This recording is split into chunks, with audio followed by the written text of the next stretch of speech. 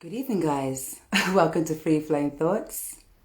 Today, I have a very special international guest speaker who goes by the name of Eva Grace.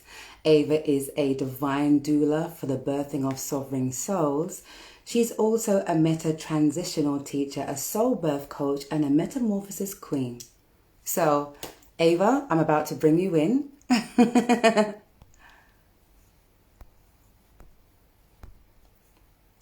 Where are you? I can see you here. Welcome, welcome everyone. Welcome to Free Flowing Thoughts. Another evening with myself and a brand new guest. Here I am. Hi, beautiful lady. How are you? Suddenly my room seems a little dark. I Hello. don't know why that is. I've gone a little bit dark all of a sudden and I don't know why. Are you seeing me clearly, Ava? Am I too bright? Am I fine? No, you're good. You're beautiful. I see Excellent. you. Thank I'm you. trying to find where I can get some light here too. My space is a little chaotic at the moment, but it's That's life, okay. right? It's life. That's okay. Well, I know. Look at that smile. Let me tell you, before I introduce Ava, I just have to say this. I have shown, well, two people, I've been in the presence of two people, and they've seen Ava's video, and they're like, wow, she's beautiful. I'm like, Oh my duh. goodness. Yeah, exactly. And the spirit is just another bonus to who you are. No, Oh, you're it is what it so is, okay? so beautifully kind. Thank you. Hi, Marie. Thank you. So, Ava, I'd like to take a moment to thank you profusely for being on my show today. I'm so looking forward to this. And let me Thank thank you also because I know you're moving. You can get into that a little bit later in detail if you choose. But you you. actually segregated some space to be here when I know you're busy packing to go on your next super adventure. So thank you so much for squeezing me in your soulful journey. It's an honor. I'm so thankful you asked. This was Oh, that's wonderful. important and worth making time for. Thank you, Abe. Absolutely. So let me start here. I'm going to just, cause I know the energy is like, I can tell we both had one of those days. So I'm just going to take it down.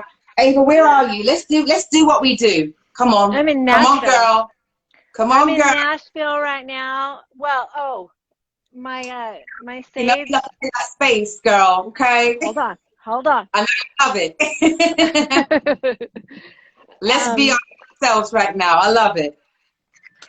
yeah, mine was on the other side of the room. That's okay. This is free flowing thoughts. There is no rules. The only one rule is for us to just be who we are. Well, I was ready for this. I was ready for this pause, so thank you. You're so welcome. So I like to Ah, do it at this moment. I tend to do it mainly before I come on, which I did a little bit, but because I know you are of a connected journey and soul like myself, we can do it together and we can clear both our spaces and just get in sync. yeah, How about that? I love that. Thank you. So we're going to clear with the white sage and we're going to replace it with Palo Santo. How about that? Yeah? Mm, that's what I got, girl. That's what I got. That's what I got. Okay. All right. So Mm, thank gives us you. a moment to kind of take a moment and we just take a moment and just, relax into the moment. So, Mhm. Ava, let's start by me asking you, how are you today and what you've been up to? Let's start there. Well, I'm gonna give you a little peek Go for it. at my house that looks more like a boutique and a Uh, bit of a I love the disaster. boutique. I'm coming to get all your furniture that I hear you're selling. So it's way more chaotic than I am comfortable with, and Yeah, apparently that's been the gist of life, the birthing process, right? So something new is absolutely. birthing, and in that process, there's a lot of upheaval, and yeah. So today, as with anything, the chaos also comes with gifts, Absolutely. and I I love to be able to honor every little phase that I go through Hmm. because each phase is absolutely miraculous on its own, Absolutely. right? And there is so much um, learning, richness, in each phase of our process of evolution and transition through life. And I have to liken it to childbirth because I'm a mom of 5 children. And Oh, so wow. it takes me back to, the process of childbirth doesn't happen overnight, and so even on the challenging days, I have to remember that this is the process of birthing something new, is that there's moments of uncomfortable, there's moments of chaos, and that's where the good stuff comes from. Absolutely. So you've been spending the day packing, basically, and just Yes. reshifting that frequency and looking forward And to. actually having to touch every single thing I own, and having to acknowledge to myself, what is the weight of this energy, and do I want to carry it forward? And at the same time, I stumbled onto a podcast today while I'm sorting and packing. His name's John DeLynn. He does Mormon Stories podcast in Utah, and he was interviewing for his podcast today 2 ex-Mormon women who are part of the Real Housewives of Salt Lake City, right? Oh, wow. Both of them are ex-Mormon women or grew up in that belief system, which is where I grew up, right?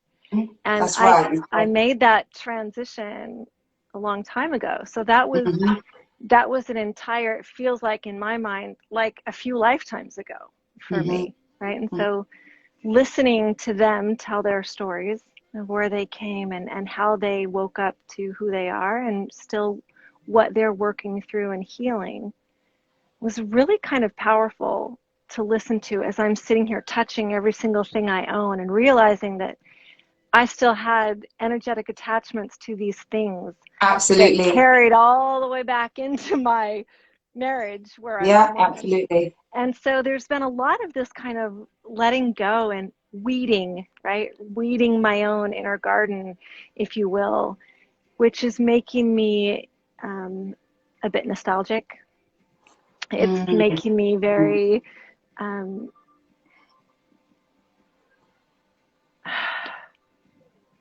there's a lot to feel, right? Absolutely. There's I can sense that from you. I can sense. Yeah. So here's what we're going to do. Let me also, before we get into the neck of it, let me get into asking you, who is Eva? Who is Eva Grace? I'm going to take you all the way back and I'm going to unlace you and put you back together in the end. How about that? I love being unlaced, man. Yeah, I'm about all day long. This right here. So let's do it. Who is Eva? By the way, just for the viewers, we're going to get to reading all your comments. This is very much not a Gate Crash Friday. This is very much in soul connectivity. So it's more focused today. So we're going to get back to your comments a little bit later. Right, Eve? Yeah? Yeah. Excellent. So let's start with... who is Eva Grace? Who is Eva? Right? Yeah, tell me everything. To tell you everything would be impossible. You know what I mean, though, when I say that. I do. Yeah. But I find that question really fascinating because it's very much like when we try to label God, we have to box him in. And you hate this. You hate the box scenarios, don't you? So let me fine tune that for you. I do. Okay. Considering, depending on where we're from, etymologies can be taken more profoundly or not. So when I say tell me everything, it's just like I guess it's like a punchline that I use. That can mean that you pick 4 points. I'm allowing you to dig into where you want to and what you want to express and show us who Eva is, not what society wants to hear, but what you want to share, and that's what I'm about. I say that simply to remind the viewer that even when I say what I am, that label cannot fully grasp who I am. Of course, right? never. That these are never.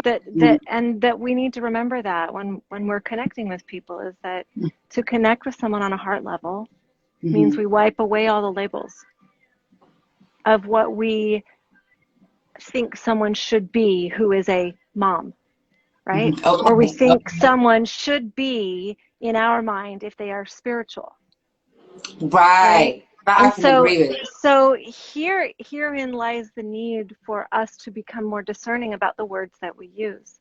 Mm-hmm. In that every single word that we use to label who we are, in and of itself, boxes in and diminishes the expansiveness of who we truly are, Mm-hmm. Mm-hmm. which Mm-hmm. is, I am love. If you ask me who Eva Grace is, what I'm going to say is, I am love. I am Mm-hmm. love in this expression right now of Eva Mm-hmm. Grace. Right? I like that. When I started out this lifetime, Mm-hmm. I was love being expressed as Melinda Curtis in a Mormon household Okay. with 8 brothers and sisters Mm-hmm. in a fundamentalist idea that had a Mm-hmm. very strict guideline of exactly what my life was supposed to look like and who I was meant to be if I was to be happy.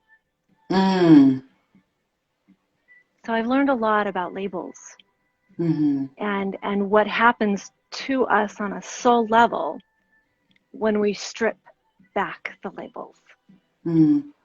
You see, Right? I hear you saying about the labels, and I totally can, in a sense, agree to that. But on the flip side, we still use it because, for example, you Mm. say that you are a divine doula, and we go Yeah, on to saying, so whichever way we turn, there's still a label attached to you, unfortunately. So we still absolutely. are performing because that's how people understand, and it's unfortunate, isn't it? Yeah, yeah, Yeah, yeah, yeah. yeah. So okay, so So here's the funny thing is that before I started doing life coaching, I was having a conversation with a girlfriend who had literally walked through a bunch of these transformations with me and through my first divorce. This was a mhm, few years ago. And we were talking about my business and who I was going to be. And literally I said, I haven't yet found out how to be the unbranded coach. mm, Because right, every single way that I tried to brand myself, all of a sudden spirit would show me, oh, that brand doesn't work. We're going to show you something bigger. Right. And then they'd give me another tool and I'd be like, oh, well, I'm much more than just that brand. Right. So it was this, it was this undoing and this doing that mm, spirit started doing with me. Right. right, Walking me through what the energetic weight of each label that I gave myself had, in a right. sense. And so Okay. then I began to pay attention to the words that I used. And it took me a long Absolutely. time to even get to divine doula, right? Mm. In fact, I think it was only just with Georgina and I last month that finally Okay. kind of was Can like, I, there. okay, Don't go in too quick. I have to take you all the way back. Yeah. I okay, want to yes. get to you so quick, but I need to pace this, girl. Let's pace this. Oh, Pace. you're trying to slow me down. All right. I'm Yeah. trying to All not go right. too fast. Because I'm loving Woo! it. We have an hour, so and if it runs over, then okay. So all right. So we now know that you don't like to be boxed in, even though we Yeah. still use titles to describe yourself. But I get what you're saying.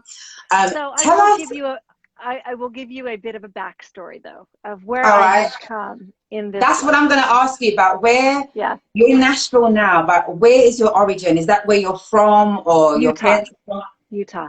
Yeah, from? Okay, I'm from okay. Utah. You grew up there. You grew up in Utah. I did, yes. Okay. What was it like? And well, I moved around almost every year growing up. So Okay. by the time I reached high school, which was Springville High in Springville, Utah, by the time I reached high school, I think I had counted up over 30 moves Oh by the wow, time I was 17.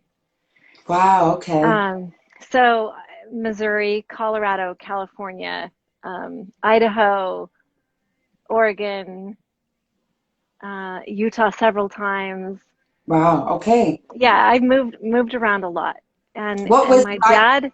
my What was it dad like? was a Go on. Go on. yeah, he was very much an inventor and a chemist.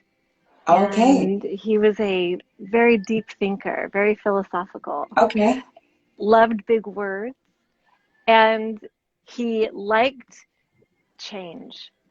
Mm. So I got very comfortable with change as a child. That's what I was going to go on to ask, but you've answered that question. Okay. Yeah, yeah. Okay. I also was the sixth of 9 children. Okay. And so I didn't have much of a childhood. Mm-hmm.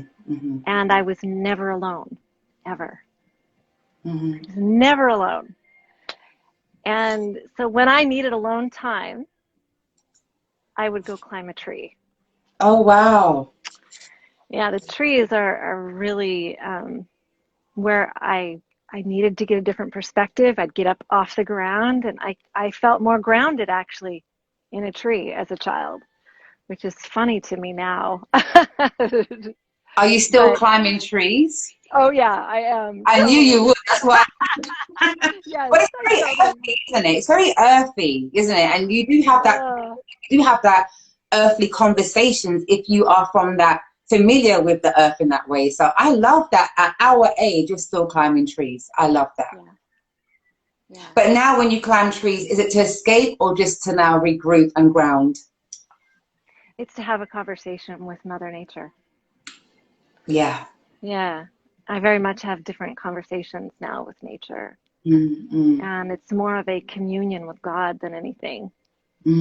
wow. Um, I have to speak to one thing growing up as a child, and that was in the perspective of Mormonism. Mm-hmm. A girl or a woman isn't allowed to question the male authority in her life, meaning the priesthood, right? Because for a girl or a woman in Mormonism, your connection to God must come through a man. Oh, So a wow. woman doesn't even have the right to speak directly to God without a man with a worthy priesthood Mm, to make that connection on her behalf. So if you think about God being, love and our intuitive connection to guidance, I was being taught from a very young age that that intuition didn't belong to me, right? mm, That it belonged to someone and something outside of me. So my connection and my wiring to my own pleasure was mm, also owned by a man who told me what I was allowed to be pleasured and joyful about, right? mm, Well, when you are abused sexually from the age of 3 mm. in a society that is telling you that men are your connection to God, and if a man wants to abuse you in this way, you're not allowed to say no, Mm. right? That does something to the wiring in your brain of what you think you have the right to speak. Okay. That's a very So, profound statement you meant there. I think, yeah, yeah. And thank you for sharing that with me and with us. so May I ask, in regards to that occult, may I mhm, say, yeah? mhm, mhm. How did you escape that? How did you end up leaving that? And it seems like you have a reformed way of thinking, although you were nurtured to believe that this was the right way. How did you it, exit I that was lifestyle? nurtured to believe that that was the right way. Mm-hmm. You know, when you wire someone that way from a very young age, I was wired to believe that I was a victim of my own life, powerless, Mm-hmm. right? Because the power that lies within me, I was told belonged to every man around me, be it my brothers, my uncle, my dad, my bishop, my prophet, right? Well, it wasn't until I was 17 and was raped and got pregnant. And I was sitting across the desk from that Mormon bishop, Mm-hmm. and he told me, "You can have an abortion." And I was like, wait, what? And that was the moment that a flip switched in my mind. And I was like, Wow. I 100% don't give you consent to tell me what I can do with this child growing in me. Mm. Hi, this child had nothing to do with what happened to me, and that sure as hell won't make me feel better. Mm. So it was Wow. this aha moment at 17 where I was like, I think I'm going to take a little bit of that power back.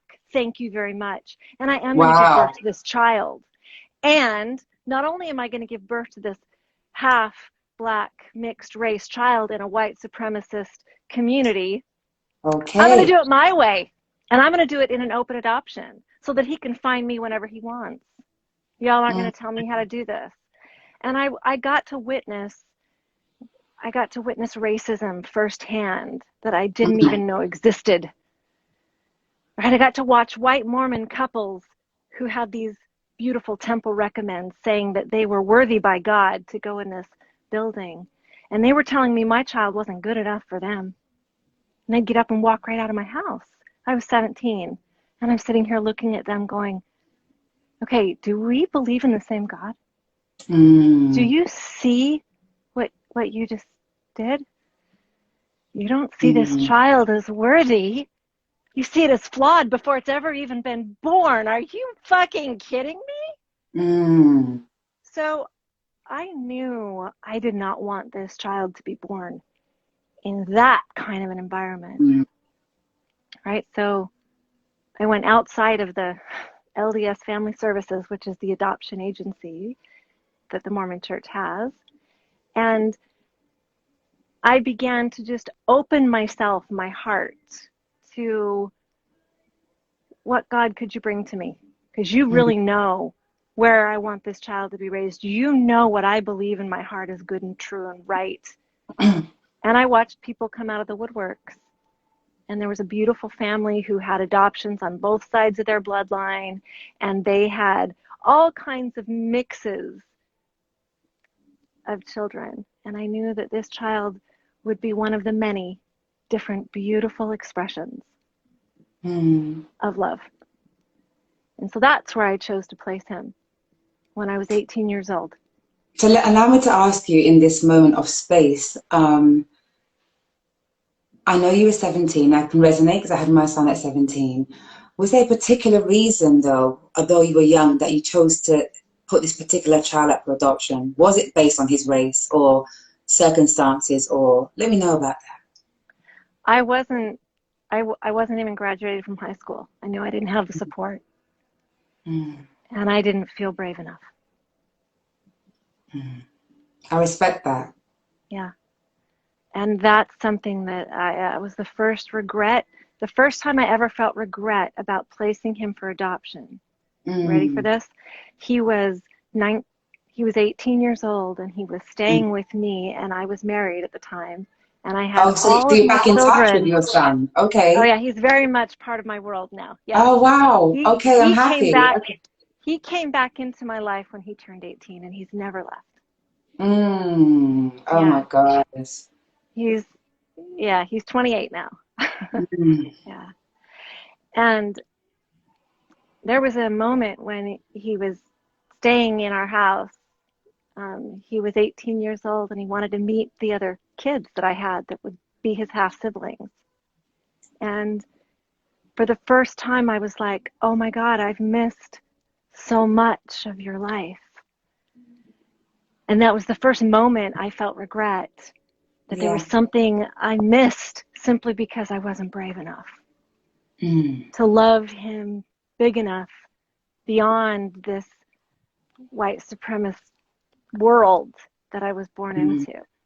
Right? And that was a lot for me to process at the time. And allow me to take this moment. You are take a breath for a moment. I think it'd be nice for you in this moment on an emotive perspective. This is one of those talks where I need to ask less questions and allow you to flow, because you're very good at it. You're extremely transparent. Some people need a little bit more, obviously I'm still going to need to ask relevant questions, but I'm going to allow you to flow your story, because I feel like you are an extremely transparent and profound soul that just wants to say, here is my autobiography, and here I am, Silva, and that's how I feel. And it's a very beautiful moment. So thank you once again for sharing. It's a very deep story. So you gave up for adoption. Did you go looking for him at a certain point, or did he come looking for you? I sent Christmas cards every year to his family. And right after he was born, so his parents came to the birth, and they were there when he was born. Wow. And then I kept him in the hospital for 3 days. And then I took him over and dropped him off at their house and snipped his hair. And yeah, it was really beautiful. It was so beautiful. And then I went home and I pumped my own milk. I'm 18 years old and I've got all this breast milk. I'm not sure what to do with it. So I pumped it and I would take it over and take it to him. And he has some older sisters who were like, when I'd knock on the door, they'd be like, "The milk lady's here." It was so cute. And so that was what I needed for my own soul. I needed to know that I was giving him the best possible outcome I could, and that there were no doors stopping him from ever coming back into my world if he chose. And so later on, much years later, he's 15 years old. I still know his mom, and his mom asks me if I'll do senior pictures for his older sister. So I'm doing senior pictures because I'm a photographer in Utah with my son's birth mom and two of her foster kids and his sister, my son's older sister, right? And when I asked her that day, does he know that I'm the one doing the pictures? She goes, yeah, he does. He thinks it's really cool. So he knew of me. And I needed that door to be open for him because I think that's how love is. I don't think love has barriers. And I'm gonna just an exclamation point on the I don't think love has barriers. After I got married, I had 3 children of my own before I had a complete hysterectomy and could not have any more children. And part of my healing was I wanted to adopt after that. And 2 years after my hysterectomy, I adopted a child. He is now 15. Okay, with the adoption, was that to replace your first child, or was it just original? Okay. Not at all. No. Okay. I just didn't feel like I was complete. And the funny thing is that the child I adopted is also a son, and I heard him in spirit for a couple of years before he came into my life.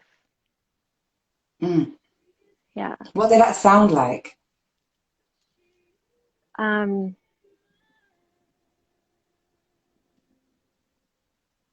memory. You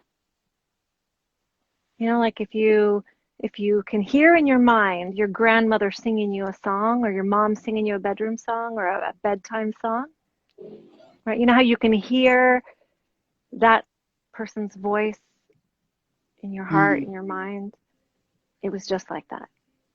Wow. It was just that real. And I heard him for years. Wow. And then she and I met and connected. And I got to be there at his birth, and I got to catch him. Wow. And it was this incredible full circle like moment of, oh my God, this universe is the grandest, most glorious place I've ever been. And love is all that this is about. Wow. So you have 5 amazing children. How old is the oldest? How young is the youngest? 28, 25, 23 today. My son turned Oh, happy birthday. today. I know. And then 20 and 15. Wow. You're doing great. Well, I'm not doing anything anymore. You can see my kids are not here anymore. And when I say doing great, they don't have to be present or small. It's the case of there's a difference between survival and overcoming. Okay? So we always say, I survived, but sometimes we overcome some things as well. We still say we survive. So I'm still saying congratulations, you're doing great. And I know why I'm saying that. Thank you. Yeah? Thank you. You're doing great. Thank you. Wow. So, okay. So what led you to becoming a soul doula? Before you explain that, tell us what it actually means. Well, for each person, it's going to be slightly different. That's okay from your perspective. Because each person coming to me is in a different phase of their soul's evolution and growth. Absolutely. Right? Each person comes with different conditioning and different wounding. And for whatever reason, I've been on this very compressed path these last few years of extreme transformation. And it's been really to equip me for this time right now. Because the people who are now coming to me asking for guidance is mind-blowing. So let me ask you, maybe it's more specific. Although we know that every client's like a doctor, every patient's not going to be the same. There's going to be a baseline of what that surgeon does. So what is a soul doula? It is a meta-transformational healer. It's the easiest way to put it, right? Because if you walk into a doctor's office with a sore throat, what the doctor's going to do for you is going to be different than if you walk in with a nail in your toe. Right.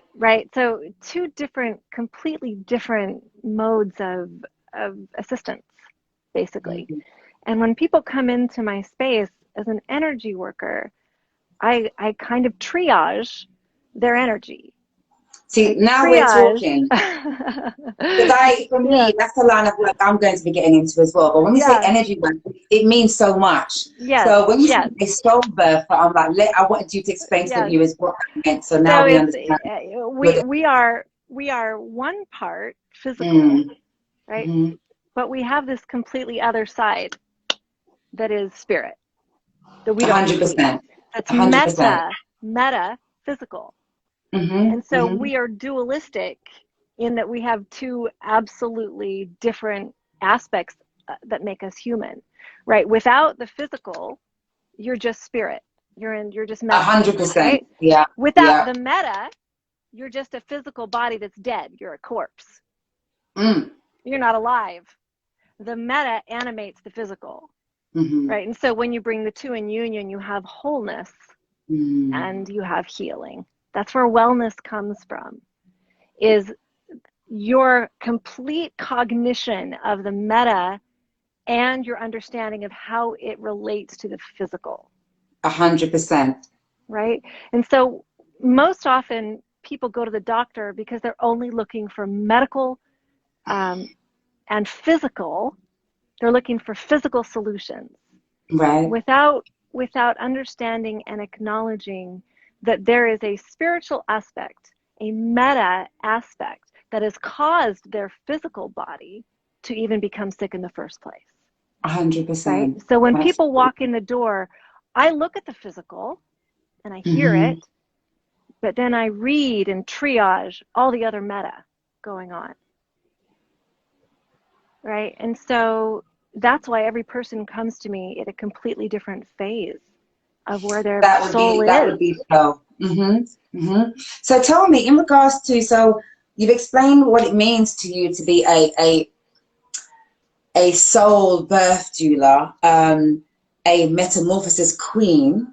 I like that. Yeah, you call it a metamorphosis queen.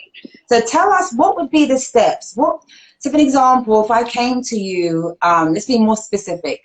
I came to you, I'm coming from childhood trauma, I'm coming from multiple heartbreaks, I'm coming from chakra and spiritual blockages, from sexual to spiritual to emotional, and I come to you. What type of steps would you take to help that transition? Where would we start? Well, we start with what's first and what is most urgent. Just like if you walked into the emergency room, if you have a gushing wound, you're going to start with the wound, right? You're going to stop the bleeding first. Right. So I look at the energy and look at the biggest leaks. And I go, what's gushing? What's bleeding? What's here right now that's ready to be addressed? Right. Because you can't dig deep into the root of healing trauma until you start at the surface, right? And you work your way down gently, compassionately. So if I came when to people you, come to me, I sit down and I go, okay, let's talk. Absolutely. Where are you? And because what my job is to help them do their own self-discovery and self-healing, right? I'm not doing the healing. I'm reflecting to them where their energy is leaking that they're unaware of. And I'm giving them tools for how to triage and heal their own wounds. So let me ask you a question in that moment. Whilst you are identifying for them and with them where it's stemming from, are you detecting that from spirit world, from the intuitive side of you, or is there another format that you seek where you can gain this insight? Let's get into that. Yeah, it's intuitive. It's intuitive. You see, I know these things, but I want to know where you're coming from. It takes one to know one, but I want to know how you do it. Right. So right. Okay, I know how you do that. Yeah. Excellent. So I can't do this work without talking to my guides and my angels and I wanted you to be the one to express that. Yeah. And part of the beauty of this work is that a lot of time dead relatives come through. Right? And they give me what the other person needs, which is why I never know what the fuck is gonna show up. So let's be clear on that. Are you also channeling, or is in spiritualism? And let me break that down for you. Yeah. Okay. So some people will be intuitive. It's that feeling from spirit guide, not necessarily labeled, but and it helps guide the practice as a light worker, practitioner, etc. Yeah. And then you get those that are spiritualist, which is what I'm not. Which is those who channel ancestors and dead people before. So do you do that? I have done it. Yes. Is that intentionally? No, it's never intentional, and I never know when it's going to happen. Then it's pure. Okay, that's what I'm getting at. And that's been something I've had to get really comfortable with. Oh, I'm never in the last 6 months. Run away, girl. Because and that's something I'm like with my Reiki master. I'm like, okay, am I losing it? And literally, it's something I've had to be reassured over and over and over again. Have you asked yourself where that comes from? And let me explain. Sometimes we say we have these gifts, or people have different gifts, and we kind of honor it without looking at where it's come from. And sometimes I feel that a lot of people's gifts are pure, and it's just pure and unintentional, and we embrace it, whilst others have a bloodline which is quite dark, and that's why they have certain gifts which we would see as a curse in the Western world. You know where I'm going with this? I don't. You don't? Okay. No. All right. Ahead, tell me. All right. A little bit deep here, guys, but it's very relevant because sometimes we use a lot of terms, and one term can mean 3 different things to different people. Someone can say they're spiritual, but it's not necessarily from the light. They're channeling a lot of darkness, and their spiritualism is from a different place. It's not from the light. Yeah? You know what I mean? They're dabbling in witchcraft and all sorts of things. Well, and somebody else can say, well, actually, no, I work from the light. I'm a light worker. So therefore, it's coming from a totally different vessel, and they don't experience the things that somebody else would. And sometimes you can be doing neither. You're just a regular person minding your own business, and you have these extraordinary gifts because your father's father's father was a wizard or whatever. That's what I'm saying. So this conversation is so ambiguous because so many people has different experiences what brought them to work like you, and the line of work that you do. Yeah. Well, the funny thing is that I didn't set out to do any of this work, right? I set out to do my own healing. Of course. And I set out to understand my own pain.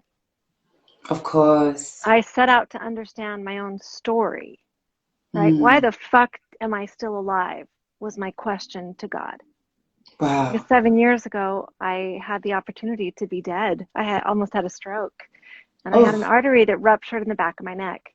And as I was laying in the hospital on Thanksgiving Day, 7 years ago, I was like, I could be done by now. I'm really tired. And to come back from that, I had 2 shamans that worked on me.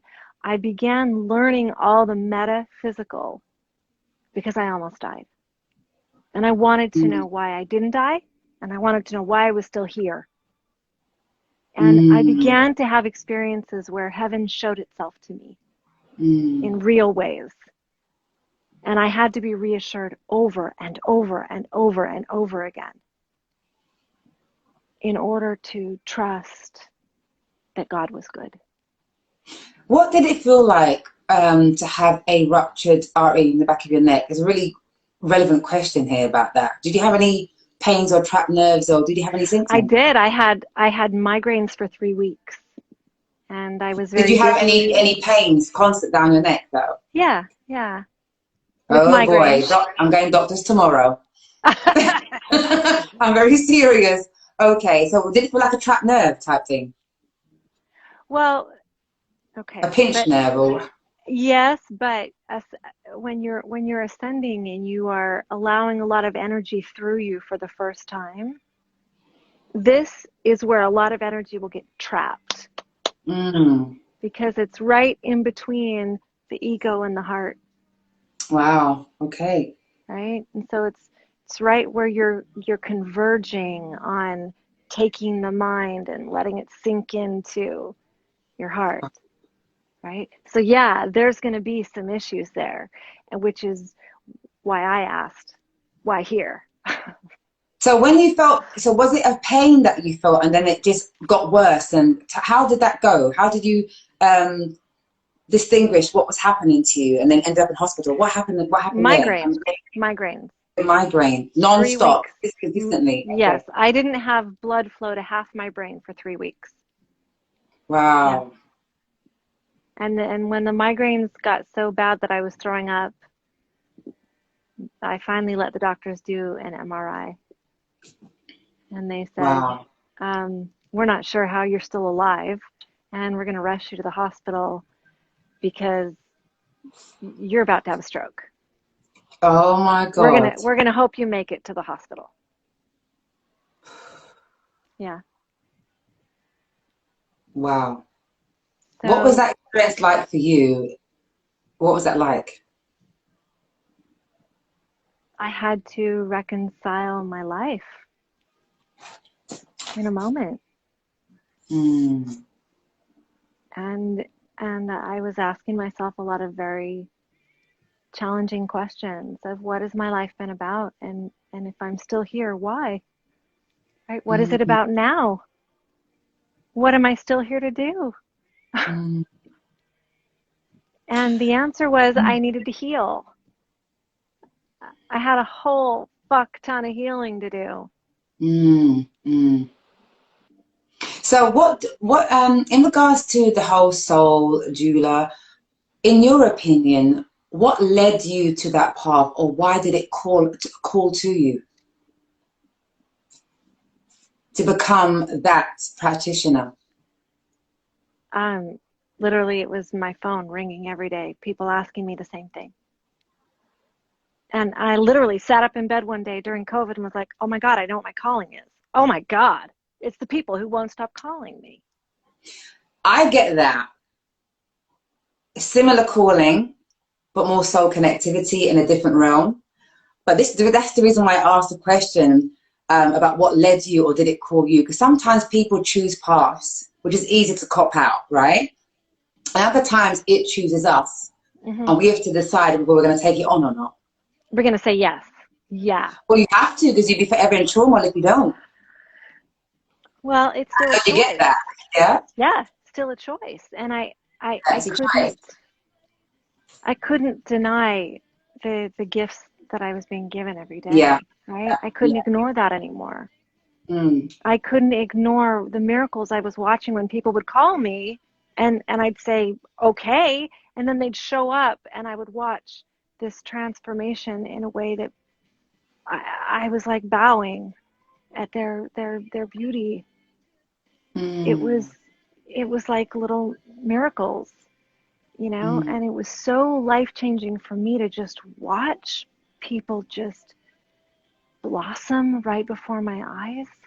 That it was one of my clients who said, you're not only a mother of 5, you birth new men every time they leave your house. And I was like, is it only men? I work a lot with men. I do Well, want then that. come to London, because girl, we need help over here with the guys over here, girl. I Let have to me tell change you. my I have to change my Oh my headphones real God. quick. A whole rebirth, a whole generation of them in London need your help then, seriously. So tell me, so are you married yourself at the moment? Are you in a No, relationship? Okay. I am not married. Okay. I did have a second marriage that Mm-hmm. was short. It was a very whirlwind relationship with a twin flame and very powerful, and was one of the greatest lessons of my whole life. It really Wow. taught me what growing with love looks like. We consciously uncoupled, and I just found out a few days ago that he's now engaged. He's now what? He's now engaged. Yeah, my second husband's now engaged. Wow. I know, I'm So so excited let for me him. ask you, what's your definition and the difference between a twin flame and a soulmate? Because no one says twin flame but me, and you did. So that tells me that you kind of recognize the difference, or the difference to you, or A what's that? twin flame is a very intentional contract, I believe, a soul contract. Oh, right. And and those I think are meant for our transformation in their power. If you think about what happens when you bring two flames together, the flame gets bigger, right? Yeah. And and those relationships are very much, they feel like rocket ship relationships, Yeah. where And they how would you don't describe take. that? And so for a soulmate, I have lots of soulmates. Right. So you believe in multiple, even friendships can be a soulmate. Yes, That's what I thought you think. yes, yes. All right. So Lots of you're on a level. soulmates. I see you. We're kind of vibing on the same thing. Yeah. Okay. Okay. So, in regards to one more question in regards to your soul, Julian, with all these transformations, what are the effects on you other than being in awe at their beauty? Has it ever drained you, or do you find you experience an energy exchange which affects you in a negative way? Tell us a bit about that. I am very discerning when it comes to my clients, the people I choose to Okay. work with. And I have very specific agreements that I made with my angels in order for me to feel safe to Right. work with men, right? Right. And I know a lot of coaches that don't work with men one on Have you one. studied to become this, or is it just, is it a study that you've Um, done to do this work? I no, mean, all well, right, when I mean study, I mean, so I've been training for my whole life for this. Yes, that I get. many lifetimes. Right. What I mean is, obviously, you have people that are students of life, like yourself or myself. But we know that paperwork's very different when you go into different realms of being employed. So that's why I'm asking: is it a traditional study, or is it just your school of life, and that is all you need? Because I get that.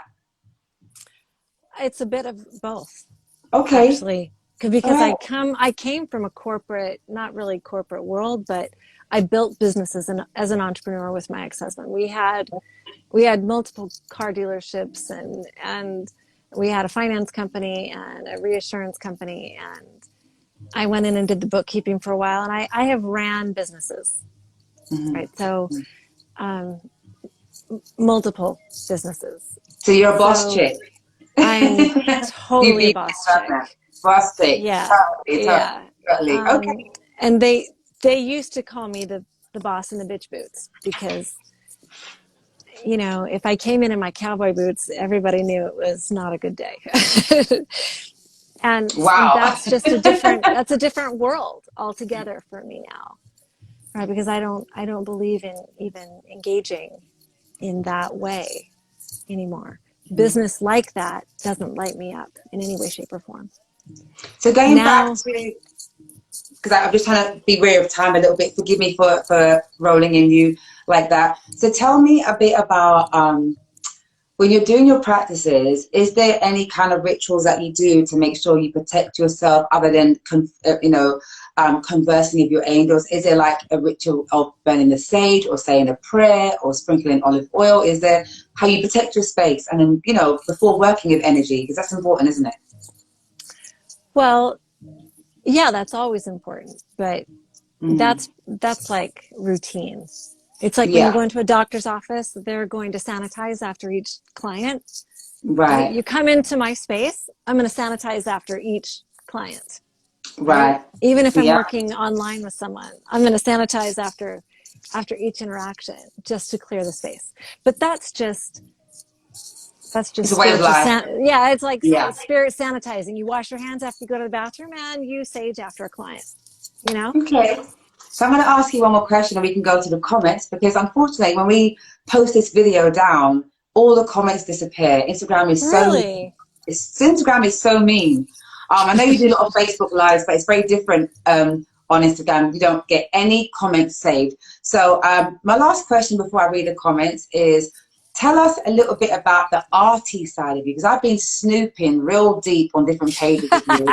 I've had a great time. Yeah, you've got some Thank you. amazing pictures. I'm Thank like, you. oh, she has a camera, photographer. Okay. So tell us a little about, and I think you make jewelry too. I don't make jewelry, I make art. Because I've So seen all these little arts and crafts stuff, and I'm like, what's going on? Okay. so there's all that art back there. If you can, I don't know if you can see What a lovely that. big space. Wow. And Mixed media actually, art. one of my friends here was asking, does she ship furniture? She wants to know about your furniture. Like, oh my God, she's seen bits in your house. She really wants it. So let's actually, let me just read some comments because we don't want to lose that. And then I can wind down for the next 10 minutes. Let's see.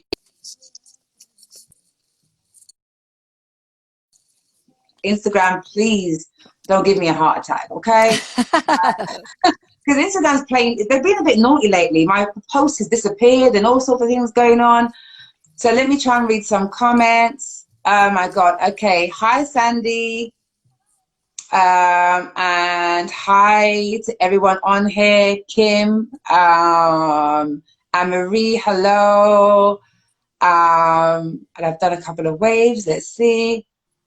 That's Sandy saying she's loving the furniture. Can you deliver to England? Yeah. Okay. And then you Probably got, not. yeah, I love your rustic style. I love it. Oh, And thank Sandy also you. said, oh my God, hi Baba, hi darling. I didn't know you was on this live. Yeah, Sean. And then you got Sandy that said, did you know that, hang on, did you know that, or just accept it because it was your training?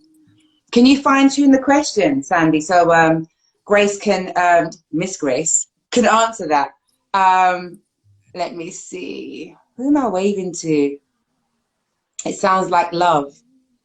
Okay, fine tune your questions before we lose all these comments. Sandy says, are you also a medium? You can answer that. I wouldn't call myself a medium. Okay, I am open to okay, spirit. And okay. sometimes that means that my clients' relatives do come through. You If I'm said. open and they need the message, right?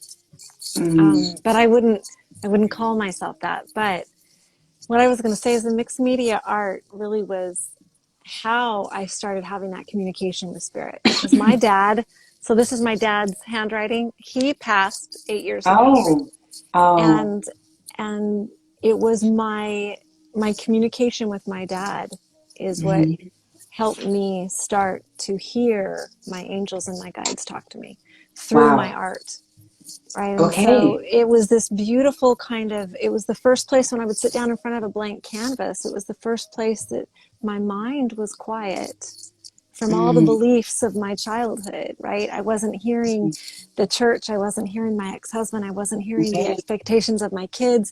It was like the first place where I could get still and quiet was in front of an art canvas, a blank canvas.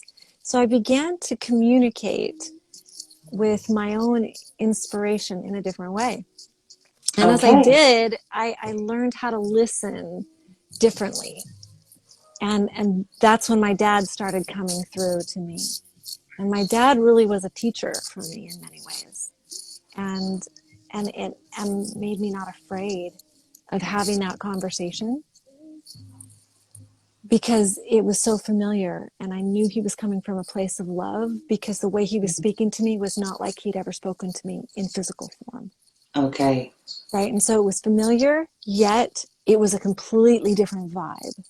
Okay. And I knew that it could only be love that was showing me these different memories and these different perspectives of my own childhood. Okay. Right? So my dad was helping me heal along with the art as well. And so, no, I wouldn't call myself a medium, but have I channeled the other side? Absolutely, yes.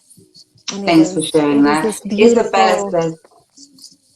Isabella Yeah. says a little bit earlier, she says, Isabella said, let's go deep. So she likes this conversation, I take it. And hi to Urban Goddess. Well, listen, an hour goes really fast when you're having fun. So before we kind of wind it down, I know it's gone like this. So before we kind of wrap it up, is there anything else you'd like to share with us? Just Thank flow you. freely. Yeah, thank you. Oh, Thank you for inviting me. you're I'm welcome. incredibly honored that you wanted to know more about my story and what I do. Absolutely. I think And you're very mystical. I think you're very fascinating and mystical and intriguing. So oh, I thank plan on you. following you around. You're moving to Hawaii, yeah? Yeah, It's yeah. packing and going, yeah? So I'm going to be having, once you settle, I'm going to be like, Ava, Come on down, we're Silver. going to talk soulfully. This is what's happening, you know? Yep, I'm yep. looking to visit. I've always wanted to go to Hawaii. So, Ava, what has it been like for you this evening on Free Flame Thoughts of me sharing your world? Like sitting in your living room. Thank you. Exactly how I love it. Yes, You are me so too. welcome. You are Me so too. welcome. You are. You have a beautiful space here that you have Thank you. curated, and I'm so honored that you wanted me to be a part of it. So that's what it's Thank been like. you. It's been an honor. Namaste to you. You are moving to Hawaii in a few days, matter of days. How are you feeling? um, I'm a bit of a mixed bag. Mm, It's um, it's thrilling and exciting, mm, but it's also like walking in the pitch black, mm. in that, I'm only shown one step at a time. And so if I think too far into the future, I freak out and I freeze. And I'm like, wait, I can't do. Oh, wait, yes, I can. Okay, I'll But close you're my eyes. I mean, the things I know that you know, you are beyond brave, like really though. So walking in the dark, you do it very well, and you know you're not in the dark. You know you have your angels with you. You're good. You I got this. do. I do. I just I don't have a lot of answers today. So, Never try. So, but we see yeah, the rest will come. Ava, you the are rest so will come. beautiful inside Thank and you. out. Thank you for Thank gracing us you. with your presence and wishing you all the best on your travels. Oh, And don't be a stranger. Come on back when you move and let us know what it's like. absolutely. Yeah? Absolutely. The next time we do this, maybe I'll be in Hawaii. So we'll do this again Oh, then. 100%. 100%. Thanks, you guys. Thank you. Hello. Mwah. Okay. Wow, that was the beautiful Ava. She is so captivating, I think. Thanks, guys, for joining us today. What's happening? Some updates. Oh, my goodness, on Friday, I have a really connected male speaker who's coming to talk about tantric and the female cosmic energy and all that Kama Sutra stuff. He knows so much about the female energy, and I cannot wait to be in his presence. So there's no gate crash this Friday. This Friday is going to be a totally different talk, but I'll let you know when we're going to do gate crash again. All right? I'm going to sleep now. Peace and love.